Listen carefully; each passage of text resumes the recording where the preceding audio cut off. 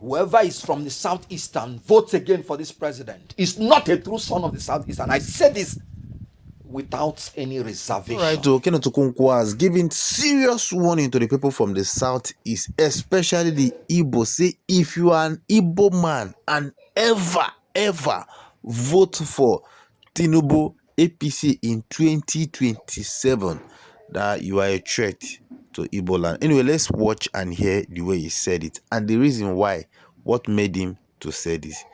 People are saying that he has a point, but let's just listen to him. I'll be right back. Whoever is from the Southeast and votes again for this president is not a true son of the Southeast. And I say this without any reservation. Why do I say this? Already, the Southeast people are feeling marginalized because they have only 5 states. And you can imagine this president that is so mean that he gave us only 2 ministers. We're entitled to 5 ministers by the Constitution. 2 ministers. Minister of Science, Minister of Works. That's all. When this government came in, we had 4 ministers. In other places, he changed ministers. He replaced it with ministers. He changed 2 of our ministers and did not give us ministers again. We had the Minister of Women Affairs in Anambra State. Tinubu took it and did not replace it with another minister. Don't tell me Minister of State. I've told you, Minister of State is an assistant to the Minister of Foreign Affairs. He's one Yusuf. Is Honorable Yusuf Tuga. That's the Minister of Foreign Affairs. So Anambra State now has no substantive minister. We took our Minister of Industry and Trade from Abia. Is it Abia or Imo? Did not replace it. Don't give me that thing about Minister of State. Because the Minister of Finance today is Wole Edu. So, when the opportunity came for the Abia Minister of State to be promoted to substantive Minister of Labor, because the substantive minister went back to the Senate, rejecting to be a minister, preferred to be a senator. He knows why. No, he did not even allow the Honorable Nkechi to become a Nkiru, Honorable Nkiru, to become a full-fledged minister. Why? Because of hatred for Igbo. Absolute. When he was campaigning, when he was doing his primary, he did not go to Southeast. He rather, when he finishes other zones he thought was important, now came to Abuja and say they should all come and see him. When he was campaigning, he said the Southeast will have soaked slice of bread. That's what they will get from. Not slice of bread. No. The one that is so light you won't see it except it is soaked. To tell you the level of marginalization. After the election, he said, these people came to Lagos when they were 12 years and they didn't support us. So he had the mind to emasculate and finish the Southeast. And on top of it, he went for a Muslim ticket. Southeast, they are 99.9% Christians. So whoever is choosing a Muslim ticket do not have any intention to have them in the presidency for any reason. And that is why I'm saying anybody from the Southeast that is supporting Tinubu, you are an enemy. You're not a Southeast indigene. No, politics is about whoever is trying to finish your people and you're supporting the person, you are complicit. You're complicit. So, ethnically, religiously, Tinubu has excluded us from the scheme of things. And then you're telling me from the Southeast. Now, the Muslim ticket, look at how it's affecting Nigeria. Even the Muslim clerics from the north have come out to say we were duped and that they will never support same-faith ticket again. Look at how it's affecting the image of Nigeria, both abroad and in Nigeria. The Christian nations are now saying it that the Christians are persecuted. The Christians are being slaughtered. And let me tell you, they might not tell you that openly, but it's because of the Muslim ticket. Because I know it. If you ask me, I'll say everybody in Nigeria is suffering insecurity problem. But when they see that Christians are more than 50% of the population, and you're doing Muslim ticket, you will see Christian people saying, no, these people must have been traumatized and all that. That's why people like Atiku Abubakar, that's why they are insisting that our diversity would be respected. I'll tell you something that you may have not known. Part of the reason that Atiku Abubakar had not been president before now is his insistence on respecting our diversity. In 2007, when he contested for the president, he refused to choose a fellow Muslim to be his vice. He refused to choose Bola Tinubu to be his vice, because he said, as far as Nigeria is concerned, it must be Muslim Christian ticket. In 2015, when Buhari won in the primary election, Buhari was contemplating to choose a fellow Muslim. Buhari went to Atiku to ask for Atiku's support after the primary. Atiku told him, I will support you on one condition. You cannot choose a fellow Muslim to run. And Buhari, it was tough for him because he knew the commitment.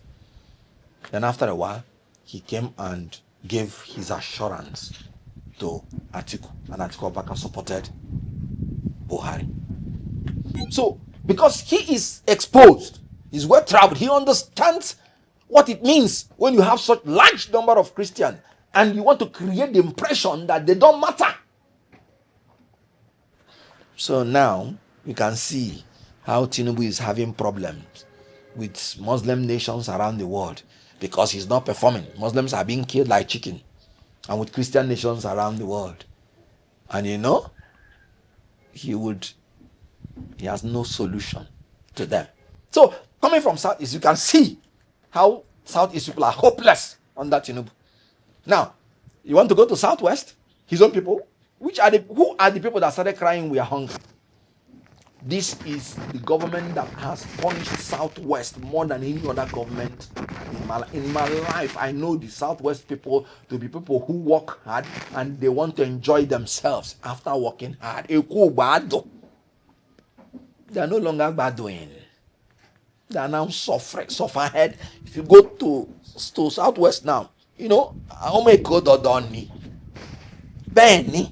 I lived in Lagos for 17 years. We like to enjoy. When I had my shops in Idumota. So when we walk in the evening, you come and see enjoyment. It is no longer there. What you are seeing is begging.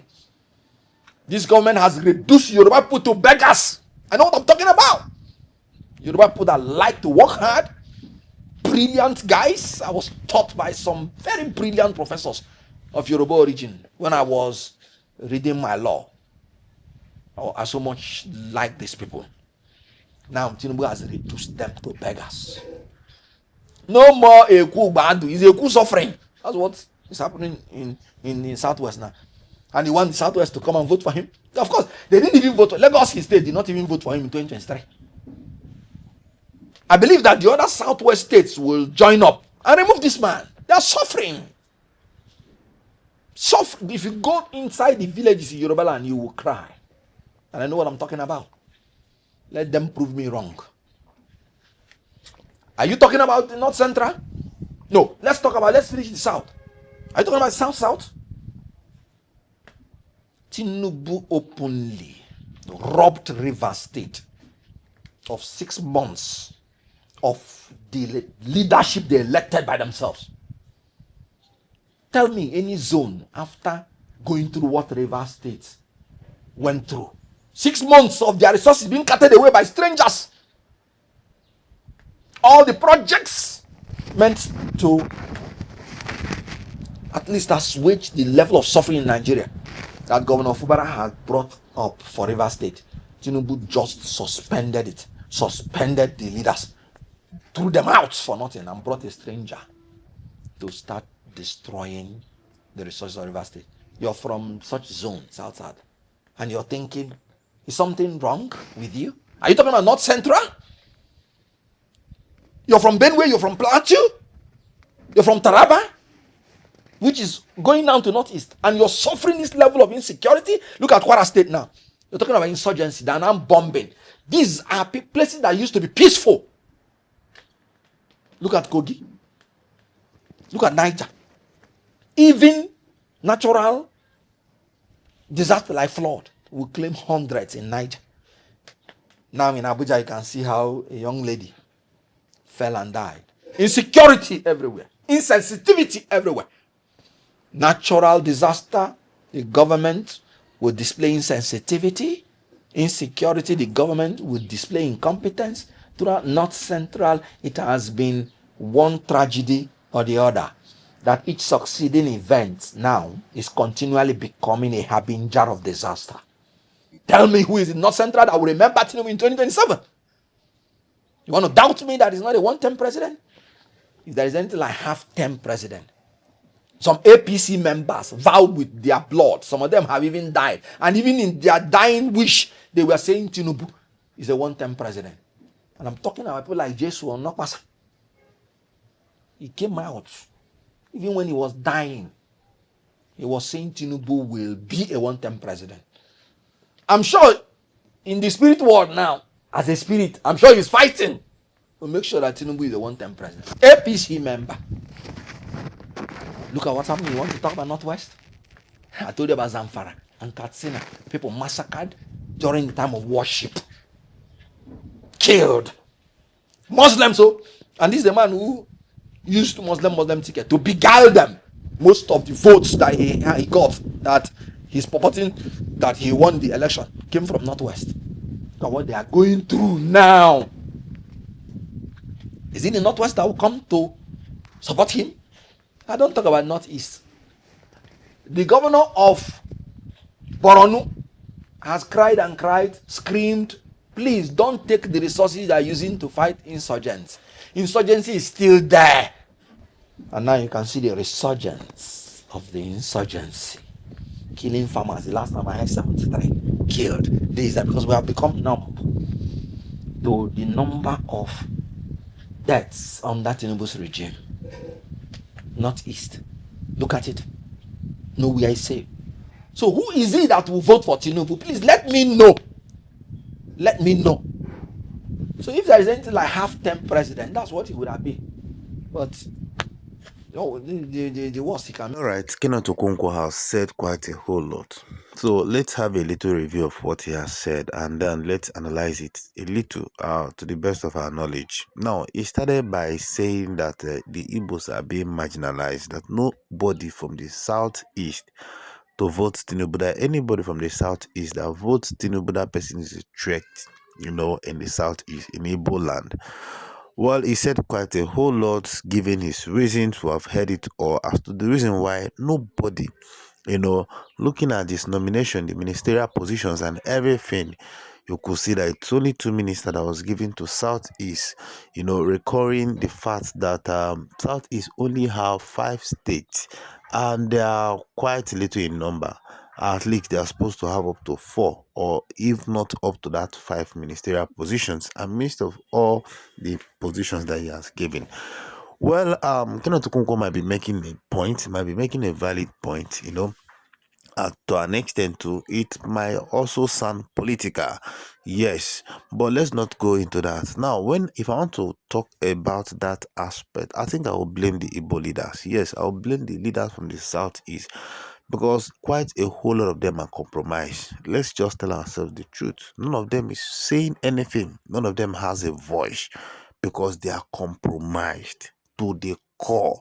They are compromised no matter their level, as from governor down to senator to all of them. They don't have a voice because they are seeking for one thing or the other. So they are compromised. Nobody is saying it in the Senate House. Nobody is talking from the state. Nobody. If we have a governor who is shaking, who is saying, who is, look at Nnamdi Kanu, he's been, wasting in the prison for nothing. Not trial, not convicted, not anything. He's just been there. And nobody is saying anything. Now, this is not to campaign for Nnamdi Kanu or anything, but at least let the law take its rightful place. Let this judgment come to an end. Let us know if he's been convinced, if he's been convicted, if let the law take its place. I believe that this can never happen to any other tribe in this country except, the Igbos. So why are they taking it? Because of their leader. The leaders are compromised, highly compromised. Yes, quote me. And that is why they cannot say anything. They are looking for favor one way or the other. Is it Dave Umahi that is under APC that will come and talk about Nnamdi Kanu? Is it who that is under which of them? Is it the governors under APC? Is it this one that is fighting their way? Is it Soludo that has categorically stated that he's going to support Tinubu for a second term? Is it him now that will now come and be bringing Nnamdi Kanu's matter to him? Look, let's tell ourselves the truth. They can come to podium to say anything, but behind door, they are not doing anything. So that is it. They don't have a voice, and even if they speak, it does not have any weight. Is it Ohanese Ndigbo? Ohanese is supposed to be a one group that everybody once they speak, both the Igbos and every other tribe will respect. But let's take a look at their they don't have, their words does not hold water. They don't have ground because of they have been compromised. Quite number of them has been bought over. Ohanese and Igbo. So when we are talking about being marginalized, I could just say that the Igbos brought that to themselves, if you ask me. So if we continue to talk about this matter, we will not end it. There's a whole lot of reasons.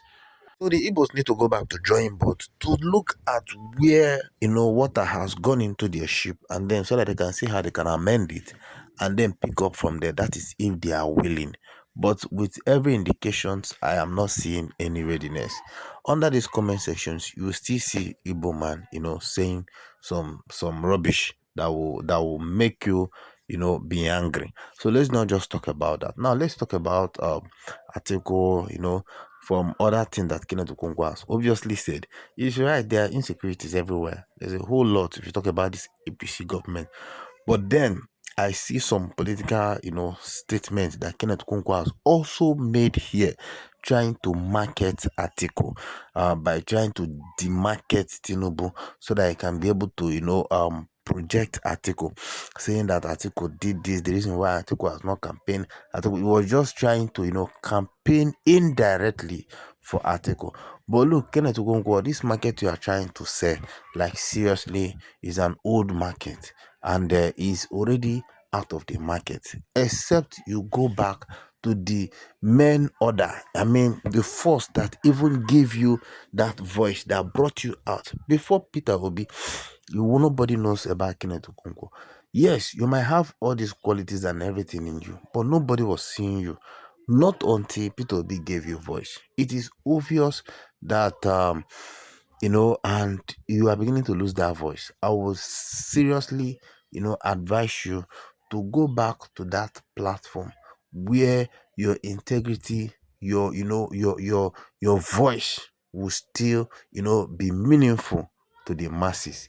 So this is what I just have to tell Kenneth Okonkwo. I see him just trying to find a way to market article, find a way to bring in, to be just trying to paint a picture around all this. Why this is what he has been doing, trying to beat around the bush, trying to see how he can be able to, come up with something that can be able to sell the former vice president, which is Malam Atiku Abubakar.